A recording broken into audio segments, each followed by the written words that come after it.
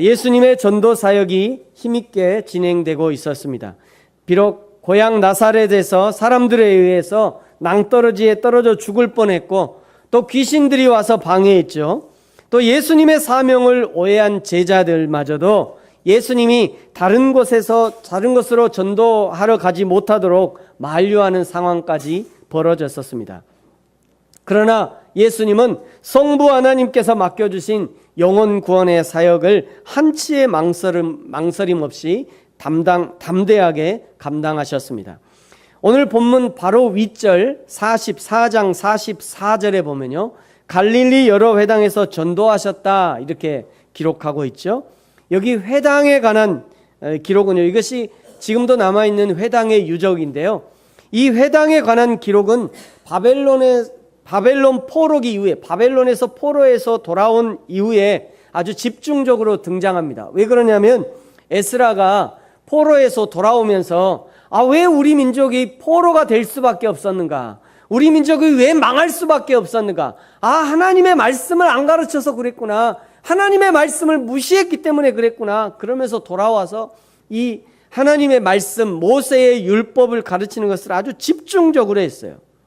그래서 이 회당의 가장 중요한 기능이 뭐냐면 모세의 율법, 토라라고 하는 모세의 율법을 읽고 듣고 가르치는 것, 이것이 회당의 가장 중요한 기능이었습니다.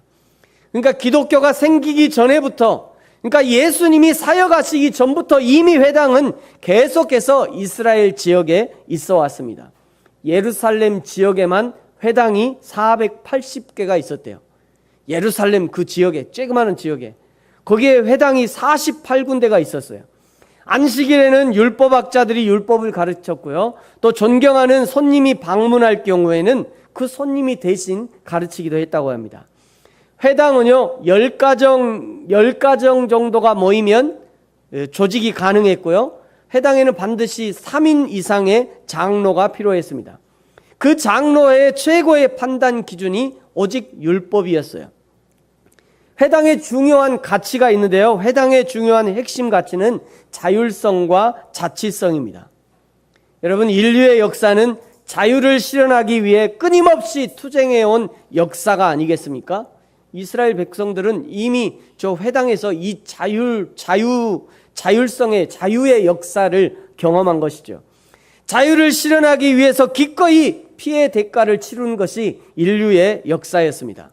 여러분, 대한민국이 자유국가가 된 건 역시 우리는 아무것도 안 했는데 그냥 미국이 그냥 일본의 핵폭탄 2발을 빵 터뜨려가지고 그냥 우리에게 자유를 우리는 선물로 그냥 자유를 거저받은 것이 아니라 우리 민족도요, 이 자유를 쟁취하기 위해서 얼마나 많은 학생들과 노인들과 여성과 어린이까지 우리의 선배들의 피 흘려 취한 이 쟁취의 역사예요. 우리 대한민국의 자유가 말이죠.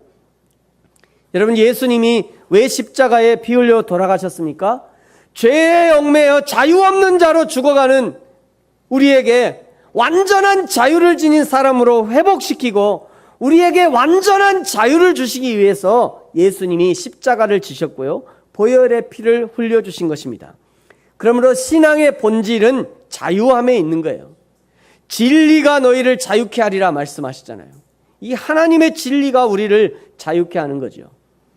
오늘날 우리 목회자들이 해야 할 가장 중요한 일은 성도들로 하여금 진리를 알게 해서 성도들이 자유할 수 있도록 해줘야 하는 것입니다. 그러나 진리를 알지 못하면 결코 자유할 수 없는 거죠. 신앙생활을 하면서도 왠지 교회에 얽매이는 것 같고, 성경 말씀이 자꾸 자신을 얽매이는 것 같고, 예수 믿고 나서 더 부자연스러워진 것 같고, 교회만 가면 왠지 그냥 나를 꽉 얽매이는 것 같고, 그래서 교회 가기 싫어지고 말이죠. 교회 가는 게 왠지 부담스러워지고. 왜 그러냐면요, 사실은 아직 자유하지 못한데 자신이 자유한 사람이라고 착각하고 있는 것일 수 있습니다. 사실은 아직 죄에 얽매여 있어요. 아직도 여전히 죄의 종로로 나고 있어요. 아직 과거에 얽매여 있고, 돈에 얽매여 있고, 명예에 얽매여 있고요, 쾌락의 종로를 하고 있으면서도 나 주일에 교회 가니까, 나 성경 읽으니까, 예수 믿는다고 고백하니까, 이제 나는 자유하게 되었겠지 생각하고 있는 겁니다. 그런데 실상은 아직 죄의 올무에서 완전히 벗어나지 못한 거예요. 그러니까 오히려 교회 가면 그냥 교회 가면 얽매이는 거예요. 더 옥죄어 오는 거죠. 사실은 그렇지 못한데 그렇다고 착각하고 있으니까 점점 더 아파오는 거죠. 답답한 거예요.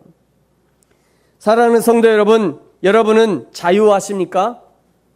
여러분 자유하십니까? 하나님은 우리에게 완전한 자유를 주셨습니다. 우리는 죄에서 자유하고 세상으로부터 자유하고 관계로부터 자유하고 사망으로부터 자유한 사람들이에요. 예수 그리스도를 믿을 때 이미 이 자유가 우리에게 주어지는 것입니다. 예배를 통해서 이 자유를 맛보게 되는 것이죠. 예수 그리스도를 믿는 신앙생활이 아름다운 이유가 무엇입니까? 이 자유함을 가지고 하나님을 따르기 때문에 신앙생활이 아름다운 것이에요. 자유함이 없다면 마치 로봇처럼 예배한다면 그것이 무슨 감격의 예배이겠어요? 하나님이 기뻐하시는 예배가 될 수 없는 거죠. 저와 여러분이 날마다 이 완전한 자유를 가지고 자원함으로 여호와 하나님을 진심으로 예배하고 온전히 섬기기 때문에 그 예배가 아름다운 것이에요. 사랑하는 성도 여러분, 저와 여러분이 하나님 앞에 온전한 자유함을 가지고 예배하는 저와 여러분이 되기를 축복합니다. 예수님이 다니셨던 그 모든 회당에서요, 예수님의 가르침과 권위에 놀랐을 거예요.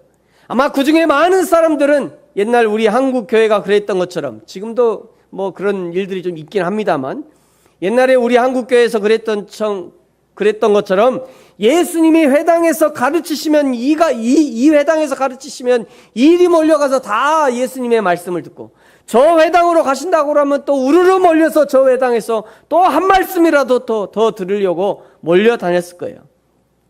결국 회당에서는 이 무리들을 감당할 수 없어서 더 많은 사람들에게 효과적으로 말씀을 전할 곳을 찾다가 생각하신 곳이 많은 사람들이 모여 앉을 수 있는, 오늘 1절에 보니까 게네사렛 호수, 갈릴리 바다라고도 얘기하고 갈릴리 호수라고도 얘기하는 이 게네사렛 호수가였습니다. 호수가에 가면 마치 여러분 옛날에 서울 한강에 백사장이 있는 거 아세요? 서울 한강에 백사장이, 이렇게 큰 백사장이 있어요. 이게 서울 한강의 백사장이에요. 옛날에 1956년에 저런 백사장이 있어서 거기서 수영도 하고 큰 집회도 했었던 것처럼 많은 사람들이 앉을 수 있는 언덕도 있고 강단으로 사용할 만한 배도 있을 것이고, 마침 등 뒤에서 바람까지 불어오면 많은 사람들에게 효과적으로 설교를 할 수 있을 것이라는 그 예수님의 계획이 있었던 것이죠. 예수님과 군중들이 게네사렛 호숫가에 도착하자 마침 거기 방금 고기잡이를 마치고 그물을 씻는 두 척의 배가 있었습니다. 그 중에 한 배를 지정해서 주인장에게 양해를 구하자 그 주인장이 흔쾌히 배를 내어주었습니다. 그 배 주인의 이름이 시몬 베드로였습니다. 예수님이 다시 바닷가에서 가르치기를 시작합니다. 분명 구약의 율법인 모세오경을 새롭게 해석하고 적용하고 그 구약이 궁극적으로 말하고자 하는 것이 무엇인지, 그리고 구약의 선지자들이 오리라고 한 그 메시아가 누구인지, 그 메시아가 다시 오시면 어떤 일들을 하게 될지를 말씀하셨을 거예요. 그 가르치심이 얼마나 깊고 오묘하고 권위가 있었든지 거기 모인 모든 사람들이 조금은 충격을 받으면서 지금 내가 바르게 신앙생활하고 있는지 자신의 삶을 돌아보는 계기가 되었을 것입니다. 요거는 이 누가복음에 안 나오는데요. 왜 제가 이렇게 생각하느냐면, 그 예수님을 따라온 사람들이 아닌 거기 그물을 씻던 베드로가 정식 군중의 자리도 아니에요. 베드로는 지금 그물을 씻고 있잖아요. 그러니까 정식 군중의 자리도 아닌 그냥 곁에서 그물을 씻으면서 어깨 너머로 들은 예수님의 말씀에 감동을 받고 자기 자신을 돌아보는 일이 발생합니다. 예수님은 비록 자신의 정면에 수많은 군중들이 있지만, 그러나 곁에서 그물을 씻으면서 곁눈질과 귀를 쫑긋 세우고 듣고 있던 이 베드로의 심경의 변화를 파악하고 있었던 거예요. 그래서 베드로에게 요구하십니다. 4절에 보시면요, 깊은 데로 가서 그물을 내려 고기를 잡으라. 예수님의 이 돌발적인 요구에 베드로가 대답합니다. 5절에 보니까요. 시몬 베드로가 대답하여 이르되 선생님 우리들이 밤이 새도록 수고하였으되 잡은 것이 없지만은 그 다음에 무엇을 의지한대요? 말씀을 의지한대요.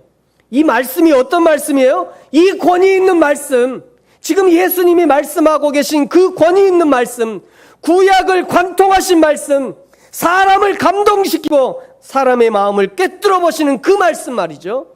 그저 곁에서 들을 수밖에 없었고 일을 하면서 귀동냥으로 들을 수밖에 없었지만 그럼에도 불구하고 내 마음을 요동치게 하는 그 말씀, 내 심령 깊이 박혀버린 그 말씀, 그 어떤 누구도 감히 반박할 수 없는 그 말씀에 의지하여 내가 그물을 내리겠습니다. 이렇게 대답하고 있기 때문입니다. 여러분, 사람이 언제 헌신합니까? 사람이 언제 헌신해요? 헌신하라고 욱박지르고 축복과 저주를 비교하면서 축복받기 위해 헌신하라고 권면할 때 헌신하는 것이 아닙니다. 헌신은 마음의 자원함으로 이루어지는 거예요. 그 말씀이 내 마음을 감동시키고 그 말씀이 나를 사로잡을 때 사람은 헌신하게 됩니다.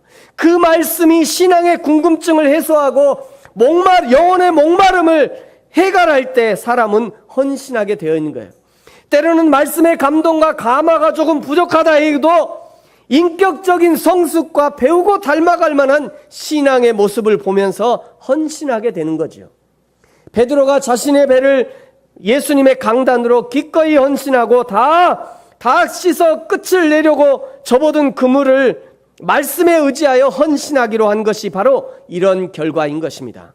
사랑하는 성도 여러분, 여러분은 언제 헌신을 결단하셨습니까?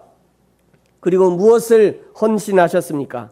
작은 은혜를 경험했다면 작은 헌신으로 하나님께 드리십시오. 큰 은혜를 경험했다면 큰 헌신으로 하나님께 드리십시오. 근데 제발 헌신하면 곧 돈, 이렇게 생각하지 마세요. 제발 이렇게 생각하지 마세요. 내 삶을 드리고 내 시간을 드리고 정성을 드리고 마음을 드리고 몸을 들여서 주님을 기쁘게 하고 재능으로 하나님께 드림으로 하나님을 기쁘시게 하는 것이 얼마나 많은 헌신의 방법들이 있는지 모릅니다. 저와 여러분의 신앙생활에 충만한 이 헌신의 기쁨들이 있어지기를 축복합니다. 베드로의 헌신은요, 즉각적인 열매로 나타나게 됩니다. 우리 5절, 6절과 7절 같이 한번 읽겠습니다. 시작. 그렇게 하니 고기를 잡은 것이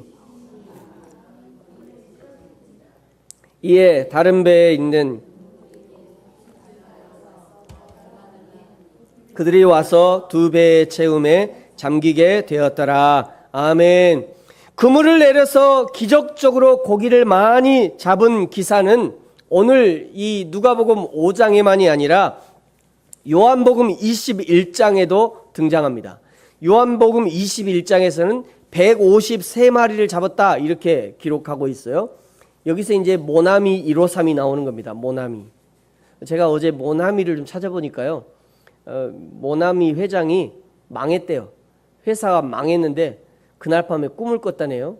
이 예수님의 이 베드로의 이 153마리를 잡은 여기 꿈을 꿔가지고 그래서 모나미 볼펜에 그 모나미 153이 된 거랍니다. 그 모나미라는 말이 모나미, 이게 모나미인데요.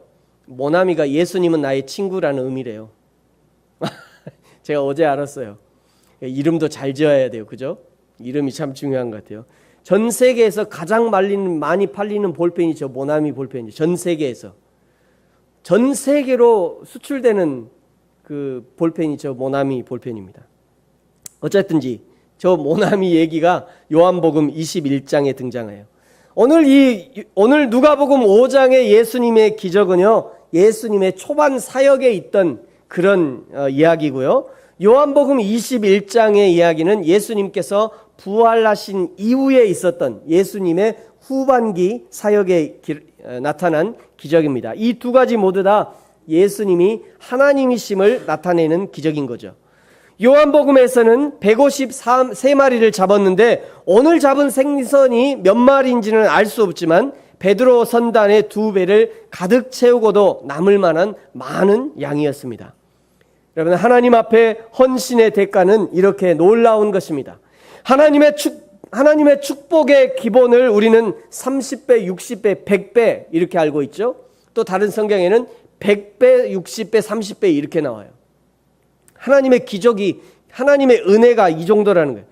우리는 보이는 축복을 중요시하기 때문에 보이지 않는 축복은 세지 않은 경향이 있습니다. 그러나 보이지 않는 하늘의 면류관까지 생각한다면 하나님 앞에 헌신하는 것이야말로 이 땅에서 투자할 수 있는 가장 소중하고 보배로운 투자라 할 수 있을 것입니다. 베드로가 얻은 축복은요, 고기 몇 마리에 그치지 않고 더 근본적인 축복을 얻는 데까지 이어집니다. 오늘 8절에요, 먼저 베드로가 자기 자신을 돌아보게 됩니다. 자, 우리 8절 같이 한번 읽겠습니다. 시작. 시몬 베드로가 이를 보고 예수의 무릎 아래에 엎드려 이르되 주여 나를 떠나소서 나는 죄인이로소이다 하니 아멘. 지금까지 아무도 말하지 않았고 아무도 가르쳐주지 않았던 자기 자신이 하나님 앞에 죄인임을 깨닫게 된 겁니다. 아담으로부터 이어진 원죄가 자신에게 있다는 것과 이 원죄의 결과로 날마다 범하는 자범죄의 열매가 맺히게 되고 그 죄의 결과로 죽음에 이르게 된다는 것을 알게 된 것이에요. 이것을 보게 된 것이 중요한 것이 아니라 이런 죄가 자신에게 있다는 것을, 자신이 죄인임을 고백하는 것이 중요한 것입니다. 여러분, 그러니 고백할 수밖에 없는 거죠. 나는 죄인이로소이다. 여러분, 이 고백이야말로 하나님 앞에 가장 거룩한 고백이며 인간이 할 수 있는 최고의 고백이며 하나님의 마음을 감동시키는 고백이며 가장 인간다운 고백이라 할 수 있을 것입니다. 따라서 고백해 볼까요? 나는 죄인이로소이다. 다시 한 번만요. 나는 죄인이로소이다. 이 베드로의 고백을 들은 예수님의 마음을 한번 읽어보십시오, 여러분. 베드로가 이렇게 고백할 때 그 예수님의 마음이 어떻겠는가? 10절에 보니까요, 세베대의 아들로서 시몬의 동업자인 야고보와 요한도 놀랐다. 그 옆에 듣고 있던 그 두 사람도 베드로의 고백에 놀란 거예요. 예수님께서 시몬에게 이르시되 무서워하지 말라. 이제후로는 내가 사람을 취하리라 하시니, 마태복음과 마가복음에서는 똑같이 이 부분을 나를 따라오라. 내가 너희를 사람을 낚는 어부가 되게 하리라. 내가 너희를 사람을 낚는 어부가 되게 하리라 말씀하셨어요. 여기 나는 죄인이로소이다. 이 단 한마디의 대답이 베드로가 예수님의 수제자가 되기에 충분한 합격점을 받게 되는 것입니다. 여러분, 사실은 갈릴리의 그 많은 회당에서 가르치시다가 해변으로 옮긴 것도, 해변에서 베드로의 배를 강단 삼으신 것도, 예수님께서 일부러 베드로가 들릴 만한 거리에서 사람을 가르치신 것도, 베드로에게 깊은 데로 가서 그물을 내려 고기를 잡으라 하신 것도, 그리고 2배에 가득 고기가 잡히시게 한 것도 사실은 이 한마디의 대답을 듣기 위한 성자 예수님의 작전이었을지 모릅니다. 여러분, 저와 여러분에게도 마찬가지예요. 과거 어느 날 전도자를 만나 복음을 듣고 교회를 나가게 하신 것도, 그 어느 날 예수님을 마음에 영접하게 하신 것도, 직분을 맡기신 것도, 많은 은혜를 경험하게 하신 것도, 그리고 쓰고 남을 만한 물질의 축복을 주신 것도, 때로는 세상 그 누구도 경험해보지 못한 은혜를 주신 것도, 또는 세상 그 누구도 알 수 없는 아픔을 주신 것도 저와 여러분에게 이 한마디 듣기 원하고 있는 것입니다. 주여 나를 떠나소서 나는 죄인이로소이다. 여러분에게 은혜를 부어주신 이유가 무엇입니까? 여러분에게 교회를 섬기게 하신 이유가 무엇입니까? 하나님의 말씀을 배우게 하신 이유가 무엇입니까? 하나님께서 아직도 이 한마디 듣기 원하시는 거죠. 주여 나를 떠나소서 나는 죄인이로소이다. 이 신앙 고백이 있어야 드디어 하나님이 저와 여러분을 쓰실 수 있는 것입니다. 사랑하는 성도 여러분, 저와 여러분은 하나님의 은혜 앞에 어떻게 고백하고 계십니까? 그리고 어떻게 예수님을 따르고 계십니까? 어떻게 고백하느냐가 어떤 은혜를 입었는가를 가늠해 볼 수 있는 척도가 되는 것이죠. 나는 죄인이로소이다 나를 떠나서서 고백하는 베드로에게 예수님께서 사명을 주십니다. 그것이 이제 10절인데요. 우리 같이 한번 10절은 전체 같이 읽겠습니다. 시작. 세베대의 아들로서 시몬의 동업자인 야고보와 요한도 놀랐습니다. 예수께서 시몬에게 이르시되 무서워하지 말라. 이제 후로는 내가 사람을 취하리라 하시니. 아멘. 왜 예수님은 베드로에게 첫 일성으로 무서워하지 말라 말씀하셨을까? 도대체 무엇을 무서워하지 말라는 것인가? 무엇을 무서워하지 말라는 건가? 첫 번째는요, 죄의 모습을 무서워하지 말라는 것입니다. 죄의 모습을 무서워하지 말라. 죄인 된 자신의 모습을 본다는 것이 사실은 두렵고 떨리는 일이기 때문입니다. 적나라한 자신의 죄의 모습, 하나님 앞에 밝히 드러난 자신의 모습을 보는 것이 이렇게도 힘들고 어렵고 두려운 일이에요. 그래서 무서워하지 말라 말씀하는 것입니다. 일반적으로 사람들이 그저 하나님 앞에 나아가는 것 자체가 두려움을 줍니다. 일반적으로 사람들에게는요, 하나님 앞에 가는 것 자체가 무서움을 줘요. 두려움을 주는 거죠. 교회에 나가는 것 자체가 그들에게 두려움이 되는 거예요. 거룩하신 성령 하나님의 엑스레이 앞에 가면 자신의 죄된 모습, 그동안 잘 숨겨왔던 이 죄된 모습이 있는 모습 그대로 드러날까봐 하나님이 그냥 다 까발리실까봐 두려워하는 거예요. 여러분, 그래서 전도하다 보면 꼭 끝에 가서 나 술 끊고 갈게요. 나 담배 끊고 갈게요. 이것저것 복잡한 일 다 해결하고 나서 그리고 교회 갈게요 하는 사람들이 있는데요. 이것이 바로 이런 이유예요. 두려운 거죠. 그래서 전도하려고 하면요, 이런 사람들의 그 마음을 좀 이해해 줘야 돼요. 이런 두려운 마음을 이해해 줘야 되는 거죠. 그래서 제일 좋은 전도가 뭐예요? 이런 사람들 앞에서요. 응? 나도 왕년에 술 좀 먹어봤어. 나도 담배 한번 피워봤어. 옛날에 나도 다 해봤어. 그래도 교회 다요? 그래도 괜찮아. 하나님 은혜 주시더라고. 그러다가 이렇게 나 변화됐잖아. 봐, 나 변화된 거 봐. 이것처럼 좋은 전도가 없는 거예요. 나 자신은 변화된 나 자신 말이죠. 나 자신이 증거니까. 두 번째, 무서워하지 말라라고 하는 이 말씀은요, 사명 앞에 무서워하지 말라는 겁니다. 따라서 해볼까요? 사명 앞에 무서워하지 말라. 다시 한번, 사명 앞에 무서워하지 말라. 여러분, 사명을 감당하는 것은요, 보통 사람들이 할 수 없는 엄청난 용기와 담대함이 필요한 것입니다. 그래서 친척과 아비의 집을 떠나는 아브라함에게도 무서워하지 말라, 두려워하지 말라 말했던 거죠. 호렙산 모세에게도 하나님이 함께 하시니 무서워하지 말고 두려워하지 말라 말합니다.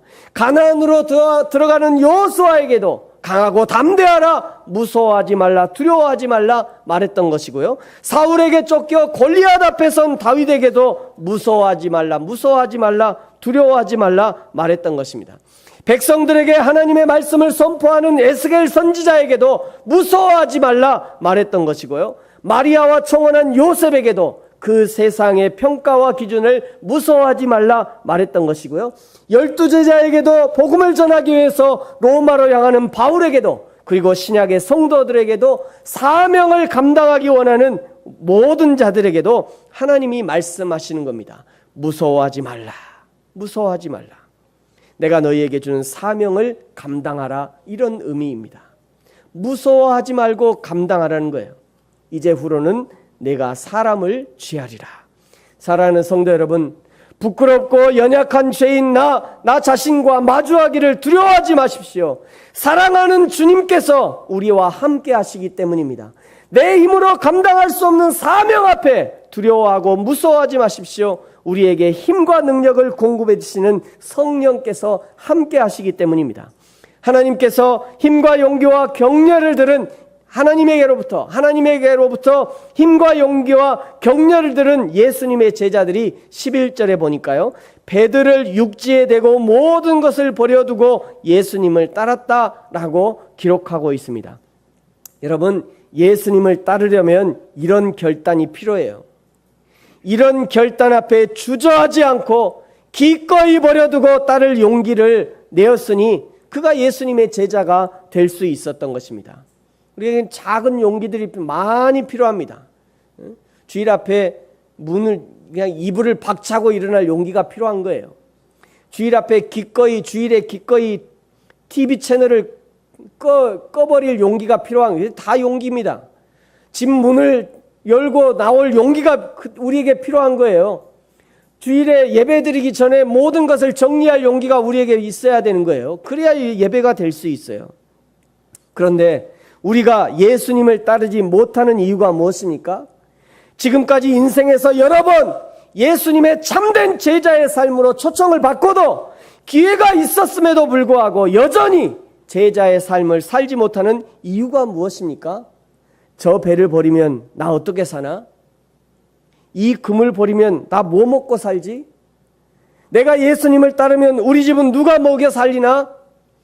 예수님은 염려하지 말라고, 내가 너를 책임지겠다고 예수님이 말씀하셨는데, 그런데 우리는 늘 염려를 달고 사는 거죠. 여러분, 주님이 먹여 살리십니다. 주님이 책임지셔요. 그것을 우리는 은혜라고 표현하는 거예요. 은혜요. 그것이 바로 하나님의 은혜인 거예요. 때를 따라 이른 비와 늦은 비로 먹이시고 입히시고 공중의 새들을 보라, 저 들판의 꽃들을 보라. 하나님이 입히시고 먹이셔서 굶어 죽지 않으시고 입을 옷이 없어서 벗고 지내지 않게 하신다. 그것보다 너희는 더 중요하다 말씀하고 있지 않습니까? 사랑하는 성도 여러분, 오늘 게네사렛 호숫가에서 베드로와 야고보와 요한을 부르신 예수님이 오늘 저와 여러분을 부르고 계십니다. 말씀으로 부르시고요, 찬양과 기도 가운데 부르시고 계셔요. 성령의 감동으로 부르시고 상황과 형편으로 부르고 계십니다. 그래서 우리 교회 이름이 뭐예요? 부르신 교회. 그래서 우리 교회가 부르신 교회예요. 예수님께서 부르신다고, 하나님이 우리를 부르신다고. 저와 여러분이 이 하나님의 부르심에 기쁨으로 응답함으로 우리에게 주신 사명을 발견하고 감당하고 날마다 하나님의 은혜, 하나님의 공급하심을 경험하게 되는 저와 여러분이 되어지기를 예수님의 이름으로 축복합니다. 기도하겠습니다.